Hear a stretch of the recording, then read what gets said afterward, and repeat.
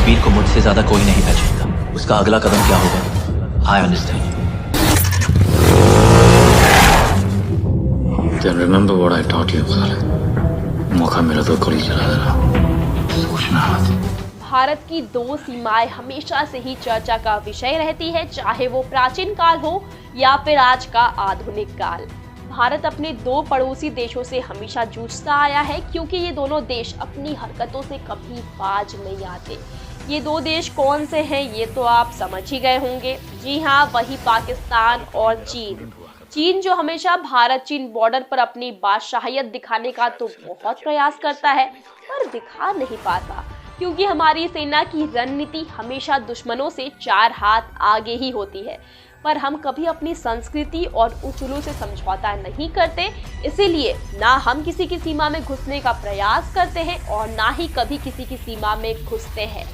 जी हाँ, पर हमारे पड़ोसी देश हमेशा ही कोई ना कोई हरकतें करके युद्ध जैसी स्थिति पैदा कर ही देते हैं और बॉर्डर के तनाव को बढ़ाते रहते हैं। दोस्तों, हमारे भारतीय राजनेताओं को ये लगता था कि चीन भारत पर कभी भी अटैक नहीं करेगा, पर चीन ने 1962 में राजनेताओं का ये भ्रम भी तोड़ दिया।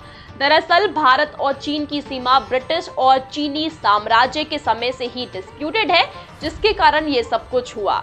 जब भारत आजाद हुआ तब भारत के नेता और प्रधानमंत्री चाहते थे कि चीन से हमारा रिश्ता दोस्ती का रहे, पर आस्तीन के सांप ना कभी दोस्ती कर पाते हैं और ना ही उस दोस्ती को निभा पाते हैं। इतने कठोर शब्द का यूज मुझे इसलिए करना पड़ रहा है क्योंकि चीन ने जब हमला किया तब ये बिल्कुल अनप्रेडिक्टेबल था। जी हाँ, और भारत युद्ध के लिए तैयार भी नहीं था। इस युद्ध के पहले ही 1959 में दलाई लामा भारत आए थे और हमारे देश ने उनका बहुत भव्य स्वागत किया था। इसके बदले हम युद्ध की कल्पना कैसे कर सकते थे? ऐसे में क्या कठोर शब्दों में इनकी निंदा नहीं होनी चाहिए? दोस्तों, उस समय चीन शक्तिशाली देश था और जिसके चलते वो आसानी से जीत गया और भारत की सीमा में घुसता चला आया और कब्जा कर लिया। इसमें हमारे कई सैनिक मारे गए और लगभग 3 हफ्ते बाद बातचीत शुरू हुई और 20-20 फीट पीछे हटने का प्रस्ताव रखा गया।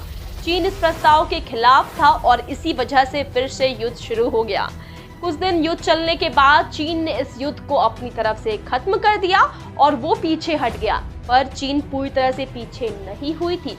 सिर्फ कुछ हिस्सा, जिसे नेपा के नाम से जानते हैं, वहां से हटी और अक्साई चीन के हिस्से से पीछे नहीं हटी थी, जो भारत का हिस्सा था। इस युद्ध के बाद अमेरिका से कई लड़ाकू विमान मंगाए गए थे और इन विमानों ने भारतीय सेना को बल दिया था। जी हाँ, 1962 का युद्ध भारत हार गया था क्योंकि चीन को दुश्मन नहीं माना था और उम्मीद नहीं थी कि वो कुछ ऐसा करेगा। फिलहाल दोस्तों, आने वाले दिनों में वॉर 2 मूवी बनने जा रही है, जहां आपको ऐसे ही युद्ध की असली कहानी देखने को मिल सकती है। दोस्तों, आपको हमारी आज की वीडियो कैसी लगी हमें कमेंट्स में ज़रूर बताइएगा। एंड अच्छी लगी हो तो वीडियो को लाइक करें, शेयर करें अपने दोस्तों के साथ और हाँ, चैनल को सब्सक्राइब करना बिल्कुल भी मत भूलिएगा। आज के लिए बस इतना ही। मैं प्रगति मिलूंगी आपसे नेक्स्ट वीडियो में। तब तक के लिए सेफ रहिए, मुस्कुराते रहिए। Bye bye.